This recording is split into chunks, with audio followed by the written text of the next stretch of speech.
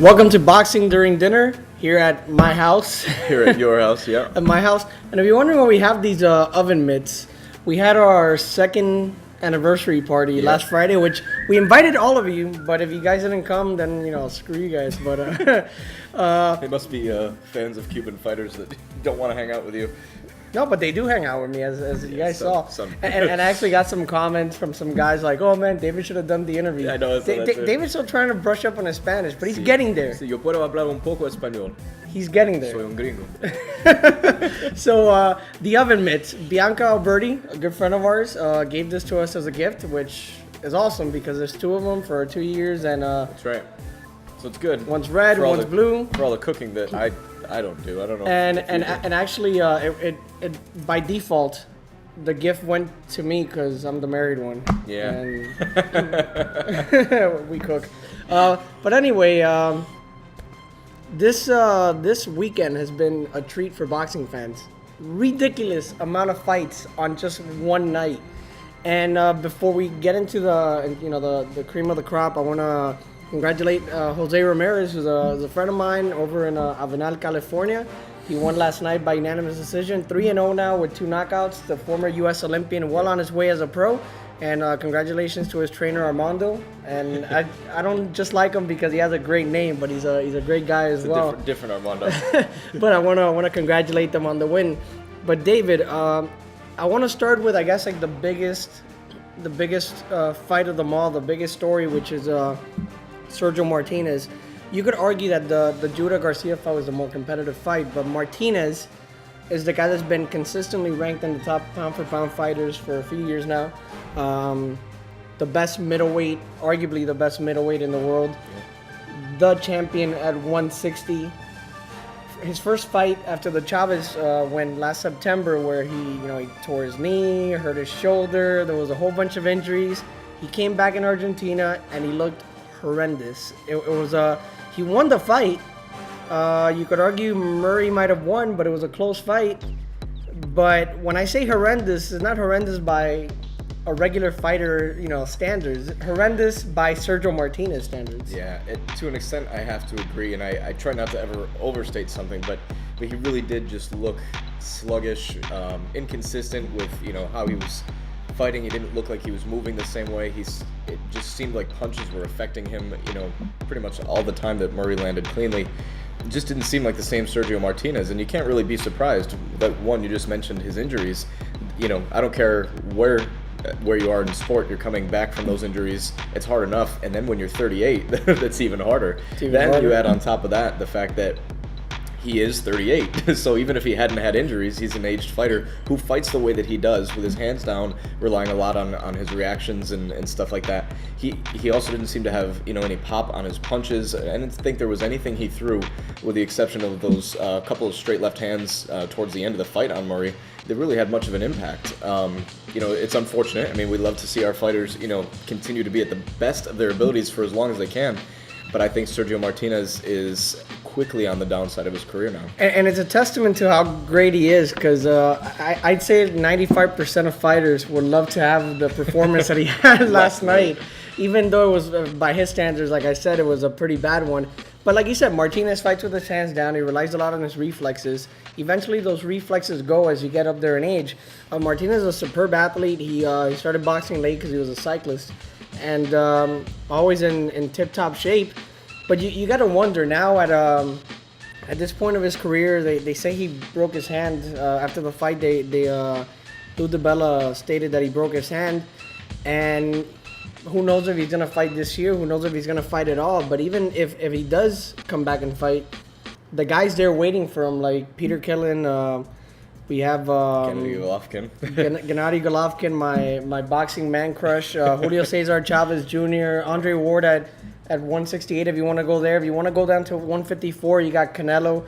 So you got a whole bunch of guys that a year ago you might have said they don't beat Sergio Martinez, and yet now you probably say they may all beat Sergio Martinez Chavez Jr. included, based on his performance last night. It's amazing what one difference in one fight can make. And, it's important to remember that Sergio Martinez, for the most part, is still a super welterweight who's moved up into middleweight.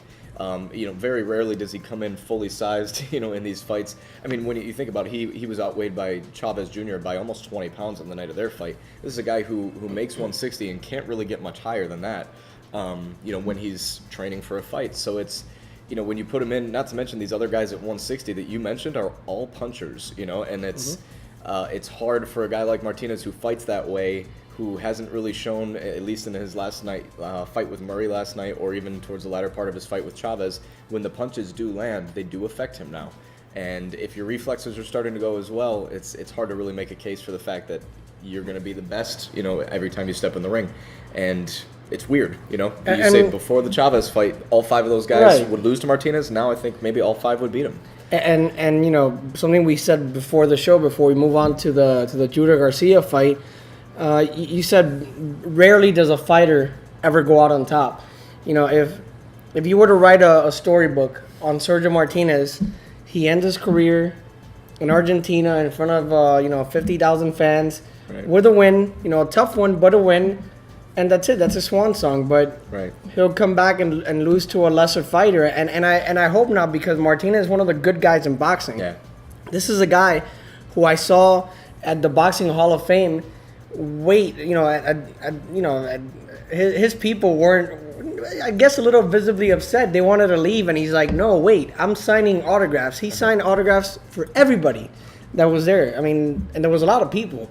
And then I saw him do the same thing in Vegas during the WBC convention. Some guy, older guy, I mean, this is a guy that's like in his probably early 50s, came with a garbage bag full of boxing gloves. I would have told him to go screw himself. Yeah. And Martinez signed each and every one of them. I don't know what they were for. Maybe they were for charity. Maybe they were to bankroll this guy's auction. Yeah. But I mean, Martinez, one of the good guys in boxing, and hopefully he knows when to say enough. But David, Garcia Judah turned out to be a hell of a fight. Yeah. A better fight than it appeared to be in the middle rounds. Zab Judah came back in the latter rounds, and Danny Garcia continues to be a good fighter.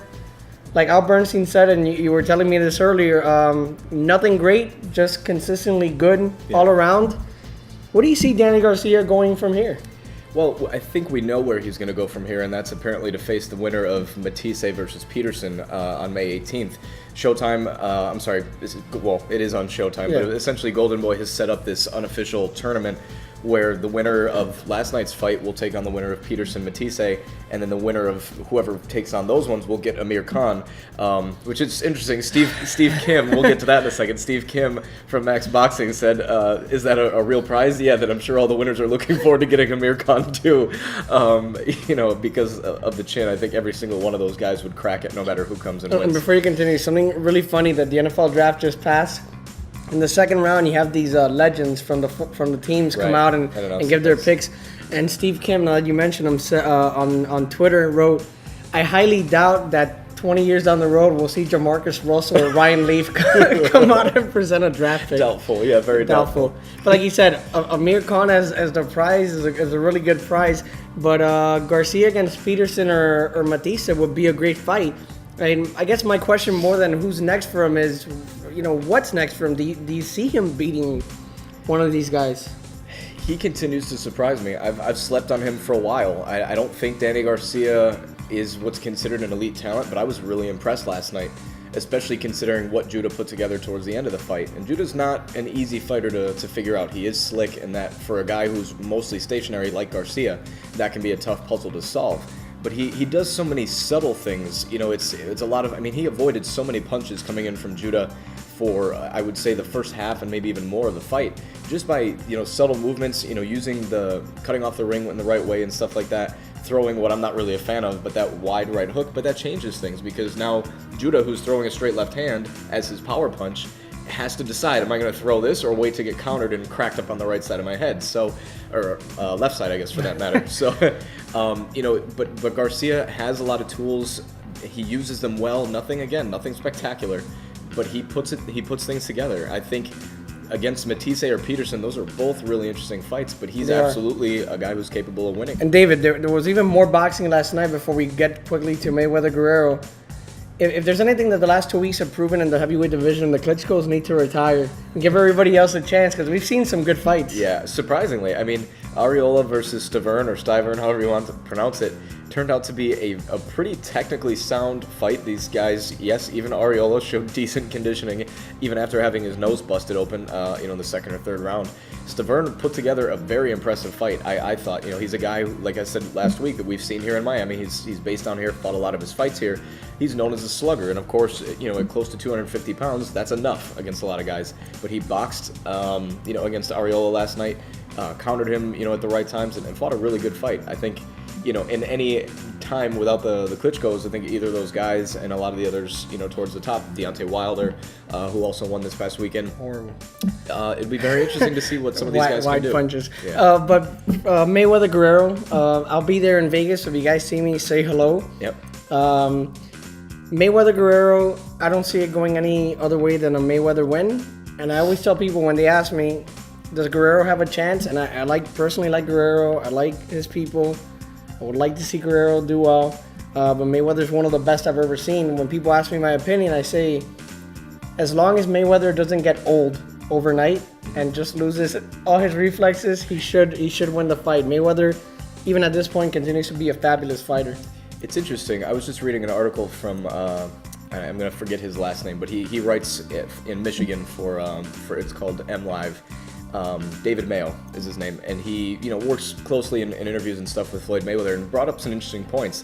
That the age of 36 has done some interesting thing to elite level fighters. Muhammad Ali, you've got Larry Holmes, and who's the other one that he mentioned was Joe Louis. These guys all right around their 36th birthday had a quick fall off and a loss against fighters that they weren't supposed to lose to.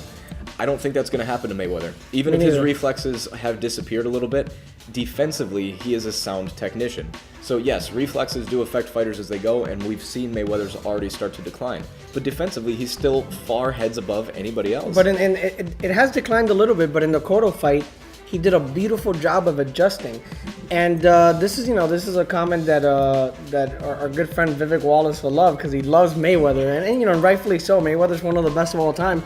But Floyd Mayweather, you said 36, and I do agree with that article to a certain extent. But when you have a fighter like Mayweather, who's like a Hopkins, who's always training, Mayweather, you never see him out of shape. You never see him balloon 30, 40 pounds in between fights. This is potentially a guy that when they say, a 6-fight deal with Showtime, it may be a long time, it may be too little. I mean, think about this. If and Bernard Hopkins is a freak, but if you look at it, in terms of conditioning, of the way they take care of their bodies, Mayweather could potentially fight to 10 more years. I don't think so. I don't see it either, but potentially he could. He's that type of fighter who takes, you'll never see Floyd Mayweather weighing 200 pounds. Right. Ever. There are a lot of compelling storylines, and we're about to find out on Saturday what exactly we're going to get. I think people overstate what Miguel Cotto did and understate what Floyd Mayweather did in that last fight. Because yes, we saw Mayweather bleed his own blood, which is not something people are used to seeing. But let's not forget. It's like when Drago started bleeding. Right, exactly. People let's were not forget out. that Mayweather whitewashed Cotto for the majority of that fight. Cotto definitely had his moments, and we won't take those away from him. But Mayweather was using, an uppercut that is underrated. I mean, he's got that jab and then that right hook that comes around just outside the gloves. And let's not forget what Guerrero looked like after he fought Andre Berto, who was hardly throwing much and was fighting a completely different style. Swollen shut in one eye. I think Mayweather's going to chop him up. And he needs to do what he did against Berto, which is just swarm him, be on top of him, try to overwhelm Mayweather. Sure, but that never works anyway. We'll see what happens. But Mayweather Guerrero next week. If you see me in Vegas, say hello. If you see me in Miami at Publix, say hello. Say hello to David. We'll recap the fight next week. And really quick, Mares or Ponce de Leon? I got to go with Mares, but this is going to be a closer fight than I think people expect. Really good fight. That should be the fight of the night. And we'll talk about it next week on Boxing During Dinner.